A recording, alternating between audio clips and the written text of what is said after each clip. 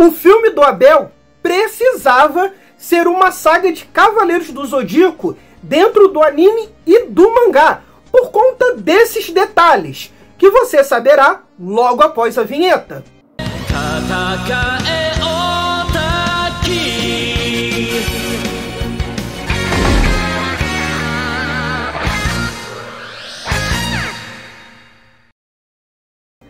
Antes de falar desse filme, eu preciso falar do impacto cultural que ele foi aqui no Brasil. Cavaleiros do Zodíaco já era um fenômeno nacional e isso todo mundo já sabe. Só que filmes de anime no cinema, isso não era algo comum. Pelo menos eu só sabia que já havia passado Akira e o filme do Street Fighter 2. Só que foram filmes que eu não consegui ver no cinema, que eu só consegui ver depois quando passou na TV e quando aluguei em VHS. O filme lotou as salas de cinema de uma forma que eu jamais vi e provavelmente jamais verei de novo. Isso porque, na época, a gente não tinha uma grande variedade de acesso a outros desenhos, outros programas, a jogos. A gente era muito limitado mesmo ao que passava na TV aberta. E o que passava na TV aberta atingiu um público imenso que nenhum, sei lá, Minecraft hoje conseguiria atingir, conforme Cavaleiros do Zodíaco atingiu. Todo menino conhecia e gostava do desenho, e muito adulto também, tá? Então, era realmente um fenômeno gigante, e a gente sabendo que ia ter um filme com uma história inédita passando no cinema, pra gente que não estava acostumado a ver isso todo mês, parecia realmente algo grandioso e que a gente não podia perder de jeito nenhum. Se você é dessa época, você provavelmente lembra da sua ida ao cinema para ver esse filme. Para muitos dos meus amigos, essa foi a primeira vez que eles foram no cinema. A minha não foi. Só que eu não lembro qual foi. E essa é a primeira que eu tenho uma memória nítida da minha ida até lá. O filme estreou no Brasil no dia 14 de julho de 1995, poucos dias antes do meu aniversário. E de presente eu pedi para minha mãe me levar para ver esse filme na estreia, porque eu queria ser o primeiro dos meus amigos a ver o filme e contar tudo para eles. Na época ninguém se importava com spoiler. E eu não lembro se a minha mãe ou se foi o meu irmão foi até o cinema de manhã para comprar o ingresso para a gente ver o filme à tarde. E se passaram várias e várias horas depois do acordado que era para eu ver o filme. E aí eles chegaram, eu não lembro qual foi, dizendo que os ingressos para a estreia já tinham acabado e que eu veria o filme somente no dia seguinte e que sentaria na escada. Porque, sim, estavam vendendo ingresso para sentar na escada de tão lotado que os cinemas estavam.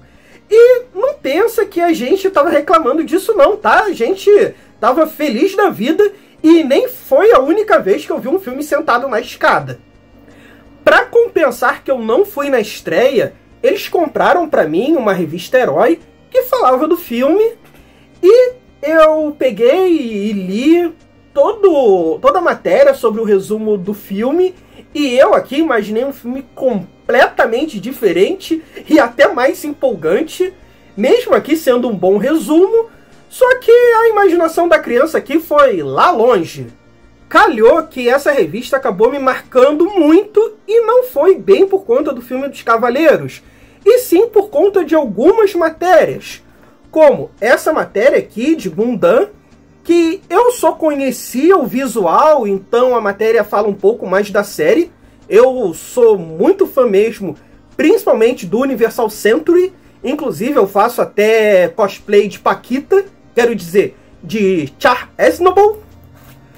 Uma matéria sobre Jetman uma série Super Sentai mais séria, que é uma das minhas favoritas, e na época eu fiquei doido pra ver, e que eu também faço cosplay do Black Condor, e uma matéria sobre a fase Z de Dragon Ball, da qual eu tinha pouquíssima informação. Conhecia mais um pouco o visual e alguma coisa de jogos de videogame que eu via na época. A revista também é interessante porque ela tem algumas imagens promocionais que não estão incluídas no filme, mas a mais interessante, sem dúvida, é essa luta do Shiryu contra o Jaú, que foi completamente cortada do filme. No dia seguinte, fui até o cinema de rua, conferir o filme e pude ver o tamanho absurdo daquela fila. Ou melhor, o tamanho das filas, porque eram umas 3 filas de aproximadamente 350 metros. E eu não estou exagerando, tá? Eu fiz questão de ir até o local que funcionava esse cinema de rua, que hoje em dia está fechado e funciona um restaurante popular. Peguei o celular, botei um aplicativo e fiz a medição até onde eu lembro que a fila estava. E deu 350 metros. Se somar as 3 filas, dá um pouco mais de 1 quilômetro. O que, cara, é um completo absurdo. Eu só fui ver uma fila tão grande quanto essa no anime Family de 2008, que chegou a aproximadamente 1,5 km, atravessando a faculdade Gama Filho até a Estação de Piedade, no Rio de Janeiro, e quando saiu a primeira parcela do auxílio emergencial durante a pandemia. Na época, com um ingresso, você podia permanecer na sessão e assistir o filme novamente. Então era muito comum as pessoas chegarem atrasadas no filme. Quando a sessão terminava, eles permaneciam até a próxima sessão e assistiam até a parte que tinham perdido e iam embora. E eu tenho a impressão que esse filme dos Cavaleiros acabou com essa prática, porque você era chutado aos pontapés para fora da sua sessão, porque tinha que caber todas essas crianças na próxima sessão, então não podia ficar ninguém ali para assistir de novo. E sinceramente, eu não lembro de depois conseguir ficar numa sessão de cinema e assistir um filme. Eu acho que esse filme acabou com isso. Ver o filme do Abel no cinema foi algo realmente único e impactante. Para mim, a parte que mais marcou foi quando tocou a abertura dos Cavaleiros do Zodíaco e todas as crianças do cinema cantaram em uníssono aquela abertura medonha, como se fôssemos um coral. Cara, eu chego a me emocionar até hoje quando eu lembro disso. Foi foda demais, por pior que seja aquela abertura. E você pode estar se perguntando, ué, mas nesse filme não toca abertura nenhuma? Bom, na versão da Gota Mágica tocava, inclusive tinha algumas alterações de trilha sonora e ninguém se importava com isso. Um fato engraçado é que tanto no pôster quanto na VHS consta na verdade uma imagem errada. Isso daqui é um dos pôsteres do filme do Lúcifer. Tanto que gerou um monte de dúvida e um monte de gente se perguntando cadê esse personagem daqui? E eu cheguei a ver um pôster alternativo na página Cultura Anime. Esse pôster constava ali os protagonistas com as armaduras de ouro, o que na minha opinião teria chamado muito mais pessoas para o cinema, teria gerado muito mais curiosidade, mas eu descobri só recentemente que se tratava de um pôster que veio numa revista Herói, só que muita gente, principalmente de locadora, acabou usando aquilo para promover a locação da VHS. E como sempre agradeço aqui ao CR lá do Cultura Anime por sempre me deixar usar as imagens e fotos que ele publica. O filme estreou no Japão no dia 23 de julho de 1988 enquanto passava na TV a luta dos cavaleiros contra o Alberiche.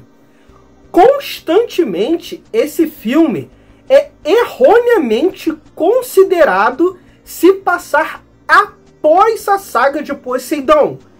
Isso é um erro interpretado porque durante o filme o Shiryu e o Yoga aparecem usando as armaduras de ouro de seus mestres. Mas, como eu já disse lá no meu vídeo da Ares, esses filmes eram feitos para chamar a molecada para mostrar algo inédito e que todo mundo queria ver. No caso, era esses dois cavaleiros usando essas armaduras douradas.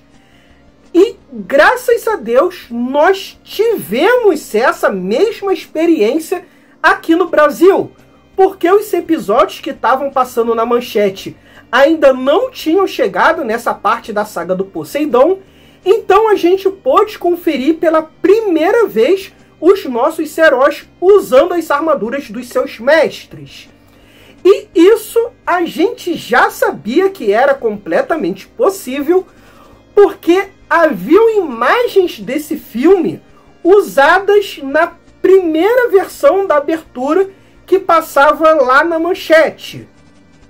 Yomete! Senpai! Se você está curtindo esse vídeo até aqui, não deixa de curtir, compartilhar, se inscrever, mandar esse vídeo para 5 amigos e cogite ser um membro aqui do canal por apenas R$ 7,99. E você já tem conteúdos exclusivos.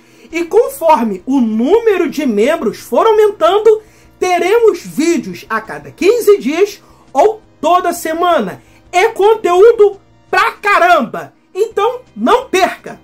Saori está tranquila em seu jardim quando aparece uma figura enigmática. Seu irmão, há muito tempo desaparecido, Abel. Saori brinca e se diverte com ele como jamais vimos. Aquela garota séria, preocupada e que está sempre tentando se sacrificar, agora parece leve, tranquila e feliz.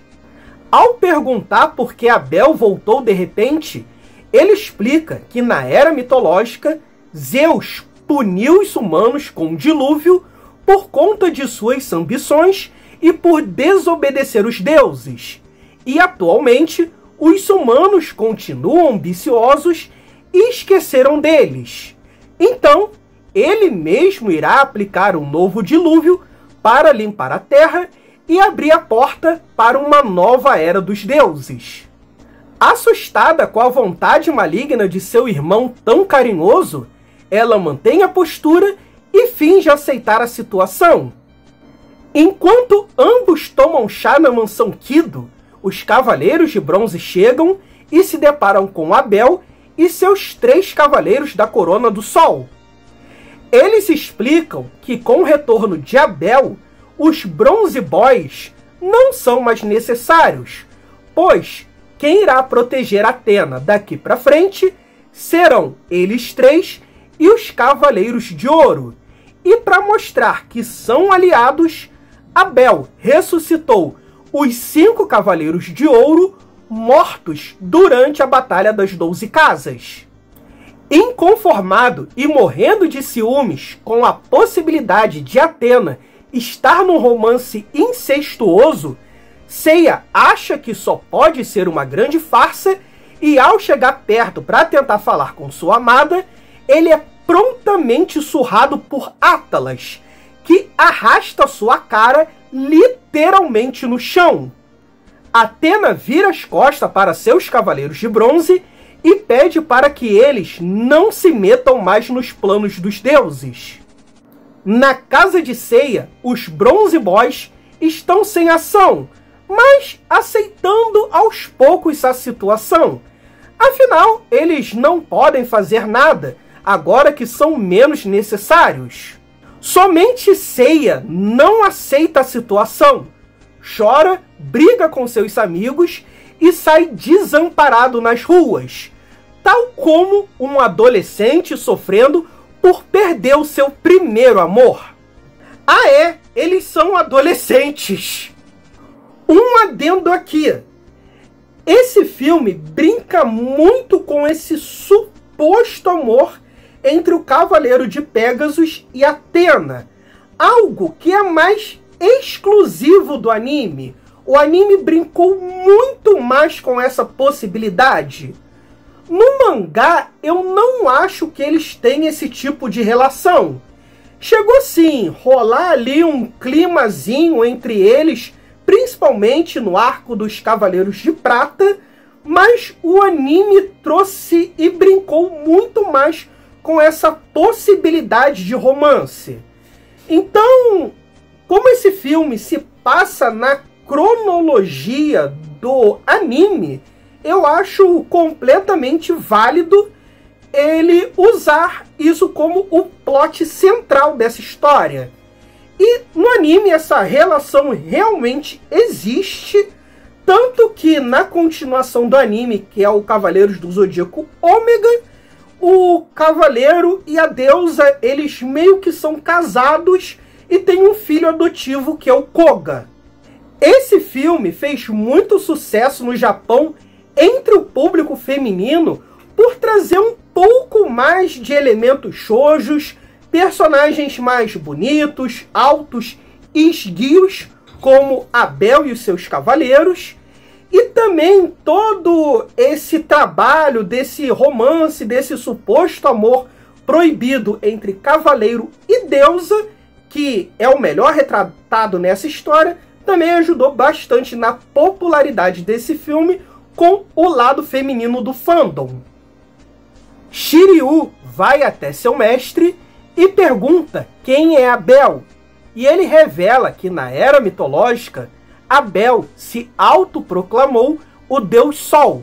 Porém, sua ambição e por desobedecer os deuses, ele foi punido por Zeus e por Apolo, que voltou a se tornar o Deus Sol. E como punição, Abel foi esquecido por todos. Percebe que legal? Abel quer punir os humanos porque eles são ambiciosos e porque desobedeceram os deuses. Exatamente a mesma coisa que ele fez. Só que ele não consegue perceber isso. Hipocrisia que fala? Pode até ser. Só que nós vivemos fazendo exatamente a mesma coisa. O outro tá sempre errado. Já a gente tivemos motivos para fazer exatamente aquilo.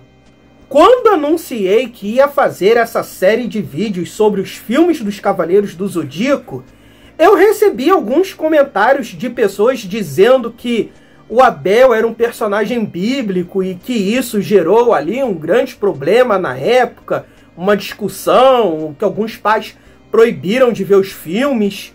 E, assim, isso nunca chegou para mim, isso nunca aconteceu comigo, porque eu sempre entendi que se tratava de um deus menor da mitologia grega. Na revista Herói que falei, diz que ele é um deus babilônico. Só que isso não está certo.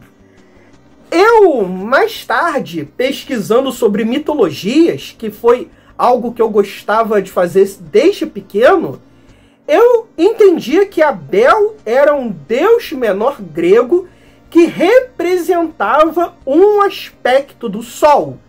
Assim como no Egito tem vários deuses do Sol que são exatamente isso.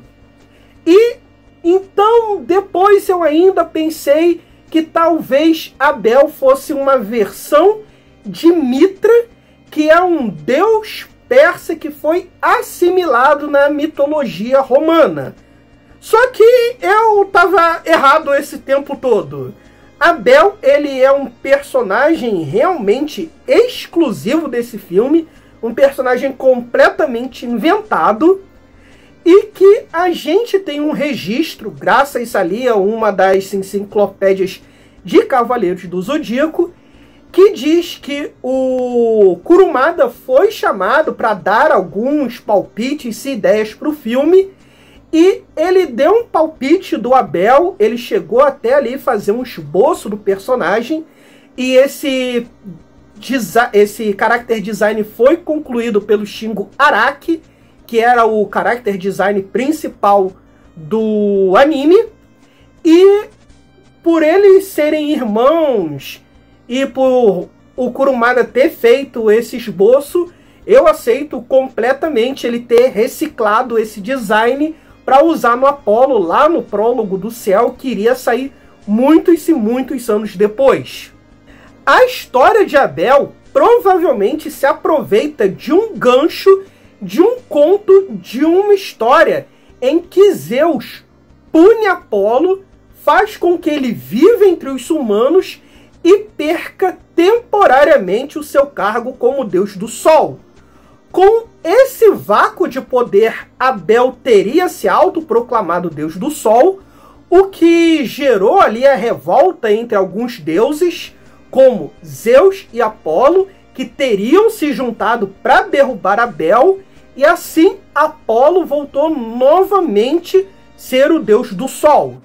Só que isso é muito pouco comentado no filme, mas provavelmente ou Kurumada, um dos produtores ou um dos roteiristas, se aproveitou desse gancho e que eu acho muito interessante. Também acho muito interessante que o Abel fala algumas vezes que ele foi ressuscitado por 12 deuses do Olimpo.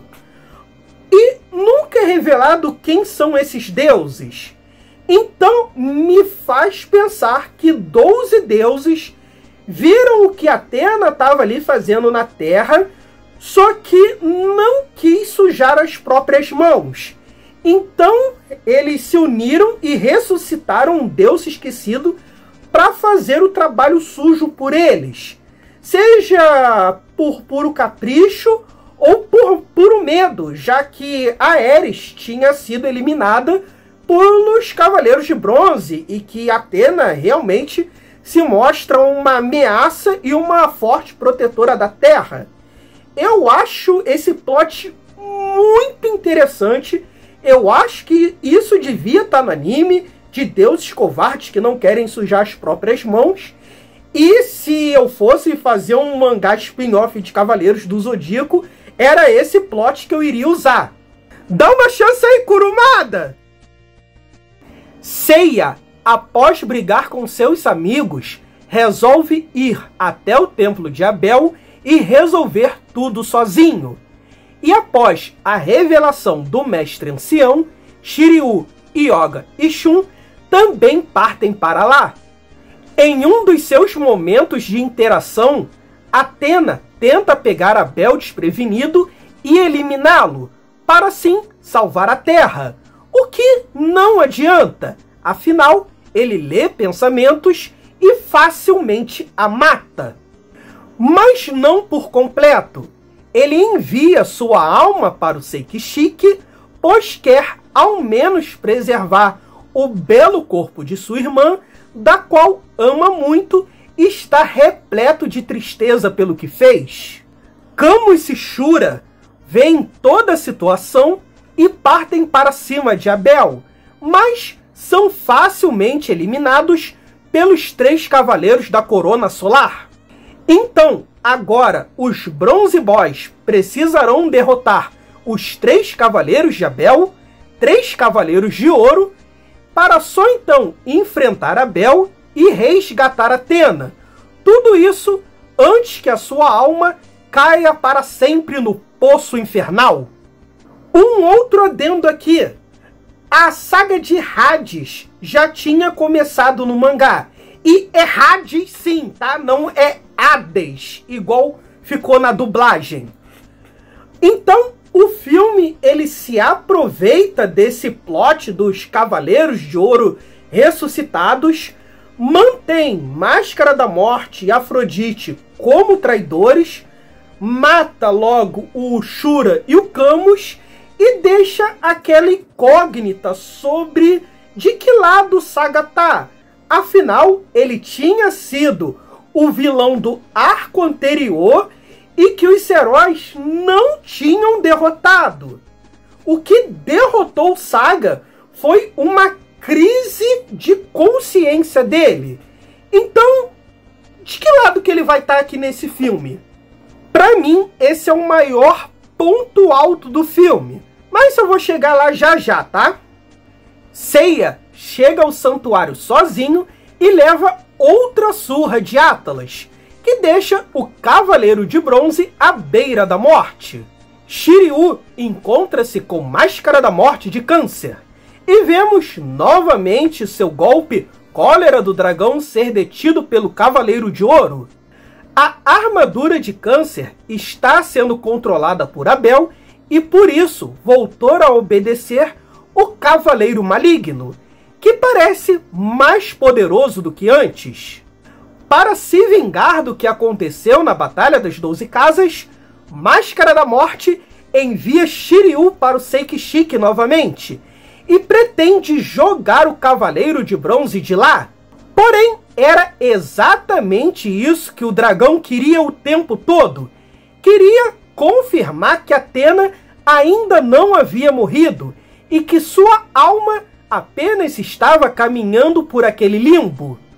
Então, Shiryu eleva seu cosmo e derrota facilmente o mais bucha dos Cavaleiros de Ouro. O próximo a ter uma revanche é Afrodite de Peixes, que ataca Shun em um campo de rosas. Pela primeira vez, Shun não está para brincadeira, está disposto a lutar com tudo desde o começo e lança a sua tempestade nebulosa contra o Cavaleiro das Rosas. Porém, por não ter feito aquecimento, ou seja, não ter apanhado bastante para encher a barra de especial, ou melhor ainda, não ter usado o sétimo sentido, o golpe não passa de uma leve brisa matutina para o Afrodite de Peixes, que facilmente derrota o Shun com uma rosa sangrenta, que absorverá lentamente todo o sangue do Cavaleiro de Andrômeda. Como sempre, o seu golpe mais forte, Ikki, é ativado e já chega com os dois pés na porta, mandando um golpe fantasma de Fênix para acabar com o psicológico do Dourado e o vascar com Ave Fênix, incinerando todas suas rosas. Inclusive, o golpe fantasma de Fênix aqui é praticamente reciclado do que vimos lá no filme da Ares. Porém, essas vitórias de nada adiantam, pois Atlas aparece logo em seguida e derrota quem venceu a luta. O próximo a lutar é Yoga, do qual Abel deixou que avançasse, pois queria que ele fizesse um esquife de gelo para preservar o corpo de Athena. Afinal, Camus já havia sido eliminado. Ao recusar, Yoga enfrenta Berengue de Berenice, que ataca com fios de cabelo, algo muito criativo para mim na época. Yoga apanha bastante, mas ao se lembrar do Deus católico, do qual considera o verdadeiro Deus e que também parece protegê-lo, Cisne vê que está enfrentando um mero deus falso esquecido como Abel, se levanta, desperta o sétimo sentido e derrota o primeiro cavaleiro da Corona Solar, mas desmaia logo em seguida. Essa luta do Yoga contra Berengue de Berenice parece ter inspirado Kurumada, pois um pouco mais tarde o Cisne iria enfrentar novamente um cavaleiro que usa fios, o Minos de Grifo, durante a saga de Hades. E para mim, essa luta parece uma versão piorada do que a gente vê no filme. Mas para mim, agora vem a parte mais interessante do filme e que é uma pena não estar na obra original. Após a surra que Seiya levou de Atlas, Saga se encaminha até Pégasus e fala que Seiya abandonou a esperança e a vontade de lutar, que ele apenas foi contra Bel na esperança de morrer, pois acreditou que Athena havia os traído e não entendeu que ela tentou os proteger o tempo todo de enfrentar o inimigo imbatível, do qual apenas um outro deus poderia dar conta. Seiya finalmente entende os sentimentos de Saori e resolve se levantar e acertar ao menos um golpe em Abel e vingar sua amada. Mas Saga diz que isso não é o suficiente. Seiya já aceitou sua derrota, continua com o desejo de morrer e não de salvar a deusa, e que o sacrifício dela teria sido em vão, e com tanta pouca vontade, ele nem sequer conseguiria atingir o Saga. O que dirá então derrotar um deus tão poderoso quanto Abel? Saga não é somente duro com suas palavras contra Seiya, ele também o golpeia com seu golpe mais poderoso, a Explosão Galáctica. Que, para quem não sabe, essa é a primeira vez que o Saga usa esse golpe no anime. Apesar dele ter usado sim a Explosão Galáctica contra o Ikki e o Seiya no mangá, essas cenas foram completamente retiradas durante a Batalha das 12 Casas no anime. Esse golpe só quem usa durante o anime antigo é o Kenon, e isso acaba gerando um efeito Mandela na gente, porque a gente lembra sim do Saga usando esse golpe. Mas em anime ele só usa nesse filme e anos mais tarde lá na saga de Hades e no Soul of Gold. Saga então faz Seiya passar por um mini arco de treinamento, do qual ele precisa recuperar a vontade de lutar, dominar o sétimo sentido e assim ter uma chance contra Bel. E Seiya consegue superar o golpe Explosão Galáctica e ferir Saga. Porém, Jaú aparece para deter Pégaso, e para deixar a última esperança de salvar Athena prosseguir, Saga se sacrifica para eliminar Jaú. Cara, isso tinha que ter na obra original. O Saga foi o vilão anterior, imbatível, do qual os heróis não derrotaram, e apenas o que deteve ele foi uma crise de consciência. Então, o próximo vilão só poderia ser possível de derrotar após os nossos heróis superarem o Cavaleiro de Gêmeos. E isso no mangá meio que acontece, só que através da figura do Kenon, que é uma versão nerfada do Cavaleiro Dourado, e que para mim é insuficiente. Todo esse treinamento de Cosmo e esse discurso coach realmente traz uma redenção digna ao antigo vilão. Faz realmente a gente pensar que ele se arrependeu, mudou e de quebra ainda treinou o herói da próxima geração. Não vou desmerecer o arco do santuário dentro da saga de Hades, do qual o Saga também faz esse papel de incógnita e que tem ali sua redenção. Porém, ele não passa ali uma lição para os Bronze Boys, não passa ali uma lição para a próxima geração de cavaleiros. Ele trata ali somente do elenco mesmo dos Cavaleiros de Ouro. Quem acaba fazendo esse papel de dar ali um certo destino para a próxima geração de cavaleiros é o Kenon, que é o irmão gêmeo dele. Só que eu acho isso insuficiente, cara. Tinha que ser o vilão da saga principal do anime, sabe?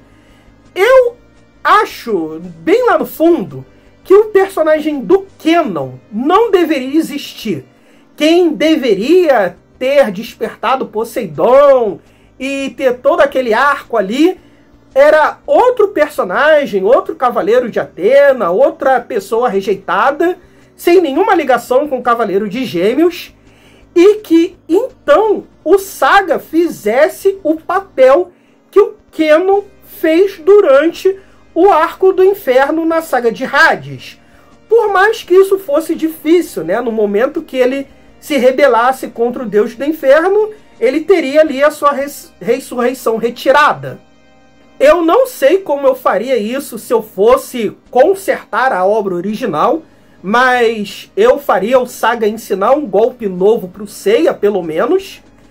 E esse lance do Saga se sacrificar para matar o Jaú lembra bastante o dragão final do Shiryu.